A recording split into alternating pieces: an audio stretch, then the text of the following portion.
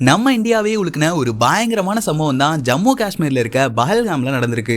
அந்த பயங்கரமான தாக்குதல்ல அப்பாவி மக்கள் 20 பேருக்கும் மேல இறந்து போயிருக்காங்க. இறந்து போனவங்கல பாதி பேருக்கு மேல ஹனிமூனுக்காக அந்த இடத்துக்கு போனவங்க. வாழ்க்கைய அழகா ஆரம்பிக்கணும்னு போனவங்களுக்கு இப்ப வாழ்க்கையே இல்லாம போயிடுச்சு. அதுலயும் ஒரு பொண்ணு அழுதுகிட்டே ஓடி வந்து என்னோட ஹஸ்பண்ட ஹிந்துவா முஸ்லிமான்னு கேட்டுட்டு பேண்ட அவுத்து பார்த்துட்டு தான் சுட்டானுங்கன்னு அந்த பொண்ணு அழுதுகிட்டு சொல்லும் போது மனசுக்கு சொல்ல முடியாத அளவுக்கு கஷ்டமா இருக்கு. அவனுங்க நம்ம கையில கிடைச்சிட மாட்டானுங்களான்னு ஒரு பக்கம் தோணுது. இப்படி அந்த நாய்களால சுட்டு கொல்லப்பட்டவங்கல்ல சையது ஹசன் ஷா அப்படின்ற ஒரு முஸ்லீமும் இறந்து போயிருக்காரு.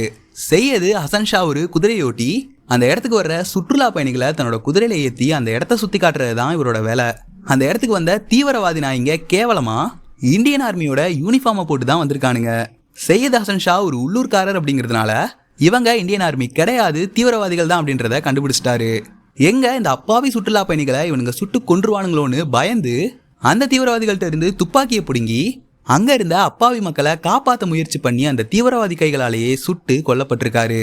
இந்த இடத்துல அந்த தீவிரவாதிகள்ட்ட இருந்து காப்பாற்ற நினைச்சு உயிரை விட்டதும் ஒரு முஸ்லீம் சகோதரர் தான்.